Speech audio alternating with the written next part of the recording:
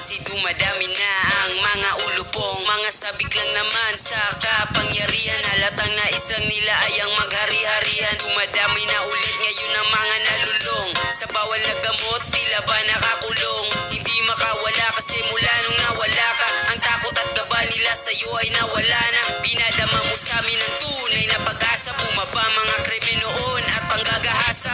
Mga kriminal takot sa'yo't nababahala, kasi pag sinabi mo ginagawa mo walang drama. Dama namin sa'yo ang tunay na malasakit, siraan ka man nila mas lalo pa kaming kakapit. Binigay namin tiwala sa'yo tayo ay abot langit, ikaw ang tumugon sa aming mga panalangin. Ngayon ang pinapangarap naming ginhawa, dinamadama tatay digong mula nung bumaba ka.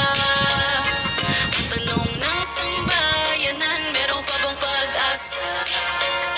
Sana ay ikaw na lang ulit, sana ay ikaw na lang ulit tatay. Pinaranas mo sa amin na posible, papalang umunlad ang bayan nating terible. Para sa amin ikaw ang matinong presidente, tunay na may pakialam sa mga inosente. Kung tutuusin ko lang pa-anim na taon para iaon ng bayan, 3 dekadang binaon sa korupsyon at nilugmok nila tayo sa kahirapan. At nang makaupo ka ay agad mong nilunasan, tinayos sa bayan, tinulungan na maagapan ang problema sa droga na kanilang pinabayaan. Mas may pakialam pa sila sa kaban ng bayan kaysa aksyonan inosente buhay na nasayang.